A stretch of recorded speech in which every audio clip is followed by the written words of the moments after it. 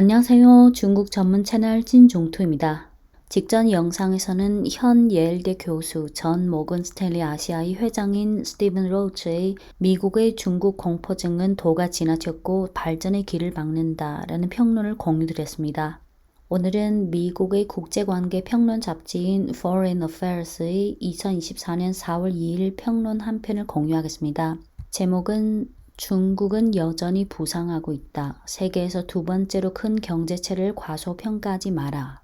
글쓴이는 피터슨 연구소의 선임 연구원인 니콜라스 라데입니다. 네, 시작할게요. 제목, 중국은 여전히 부상하고 있다. 세계에서 두 번째로 큰 경제체를 과소평가하지 마라. 본문, 20년 넘게 중국의 경이로운 경제 성과는 최대 무역 파트너인 미국을 포함한 전 세계에 깊은 인상을 줬고 두려움을 줬다. 그러나 2019년 이후 중국의 성장 둔화로 인해 많은 관측자들은 중국은 이미 경제 대국으로서 정점을 찍었다는 판단을 내렸다. 참고로 여기서 관측자는 주로 미국을 포함한 서방을 말합니다.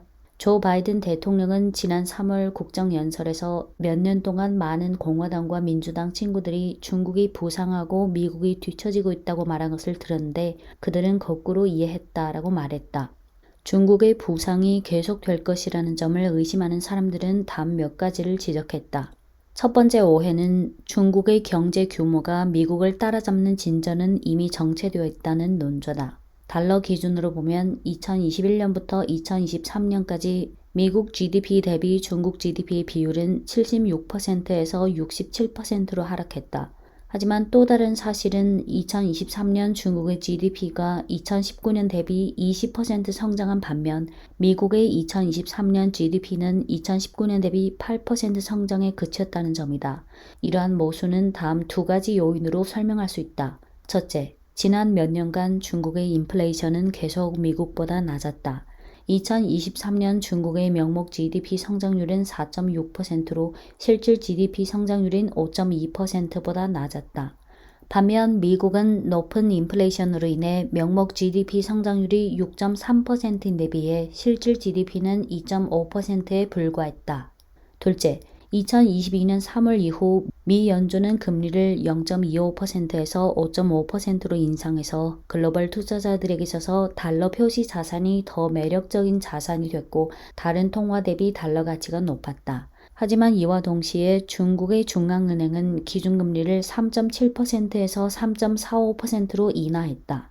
양국 간의 금리 격차가 계속 커지면서 대량의 외국 자본이 중국으로 유입된 상황이 역전되면서 달러 대비 유엔화의 가치가 10% 절하됐다. 이로 인해 달러 기준으로 계산한 미국 GDP 대비 중국 GDP 비율이 하락했다. 이 두 가지 요인은 일시적일 가능성이 높다. 현재 미국의 금리는 중국에 비해 상대적으로 하락하고 있으며 이는 투자자들이 유엔화를 달러 표시 자산으로 전환할 동기를 약화시켰다. 유엔화의 절하 추세가 역전되기 시작했다. IMF는 중국의 물가가 2024년 상승할 것으로 예상했는데 이는 유엔화로 계산한 중국 GDP를 끌어올릴 것이다. 달러로 계산한 중국의 명목 GDP는 2024년 미국과의 근접성을 회복할 것이 거의 확실시되며 약 10년 후 미국을 추월할 가능성이 있다.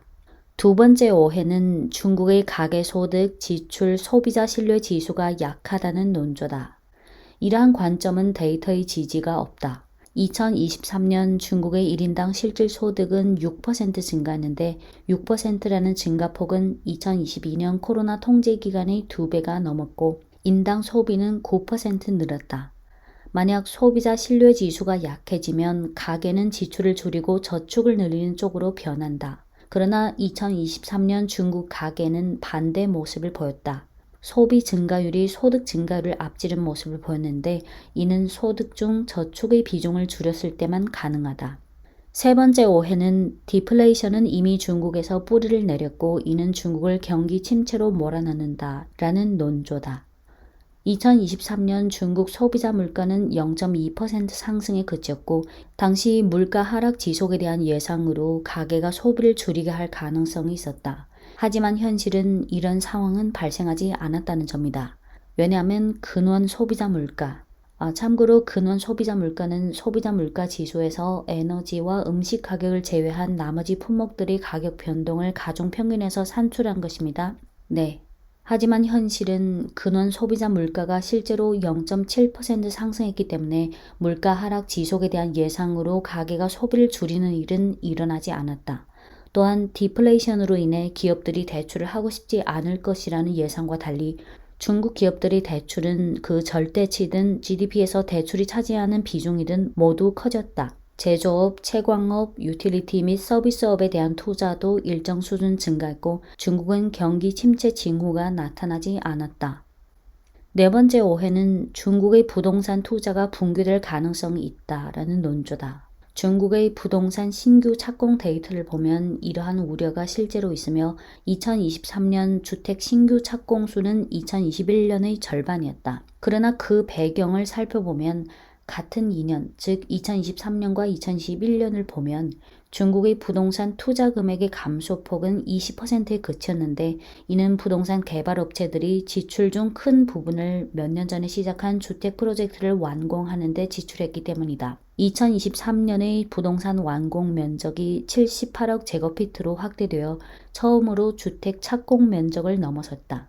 중국 정부는 은행들이 거의 완공된 주택 프로젝트에 중점적으로 대출하도록 장려했다. 만약 은행이 부동산 개발업체에 대한 은행 대출 규제를 전면 해제한다면 오히려 부동산 공급 과잉을 더 심화시킬 수 있다. 다섯 번째 오해는 중국의 기업가들이 타격을 입어서 해외로 자금을 옮기고 있다라는 논조다. 국진민퇴라는 말도 유행했다.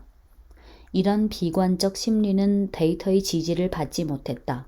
우선 2014년 이후 중국의 전체 투자에서 민간 투자가 차지하는 비중이 떨어진 것은 거의 다 민간 기업이 주도해온 부동산 시장의 조정에 기인한 것이다. 만약 민간 투자에서 부동산을 제외한다면 2023년 민간 투자는 근 10% 증가했다. 비록 일부 기업가들이 중국을 떠났지만 3천여만 개의 민간 기업들이 중국에 남았고 투자를 계속하고 있다. 기업으로 공식 분류되지 않은 가족 비즈니스의 수는 2023년에 2,300만 개 증가한 1억 2,400만 개에 달했고 약 3억 명을 고용하고 있다.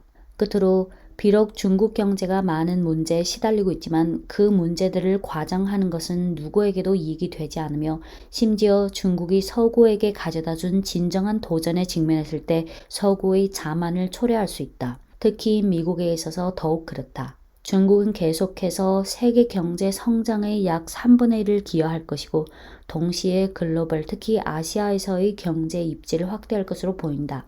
만약 미국의 정책 이반자들이 이를 과소평가한다면 미국과 아시아 파트너들과의 경제 및 안보 관계를 강화할 수 있는 능력에 대해 과대평가하게 될 가능성이 높다. 네, 칼럼 내용은 여기까지고요. 원문에서는 중국 경제에 대한 5가지 오해라는 표현을 사용했지만 그 오해가 중국 경제에 대한 무지로 인한 오해일 수도 있지만 지난 몇 년을 보면 미국의 중국에 대한 경제 인지전을 위한 고의적인 곡해 또는 전체가 아닌 특정 문제에 대한 고의적인 확대 해석의 성격이 절대적으로 컸고 물론 현실적인 무지도 있었겠죠.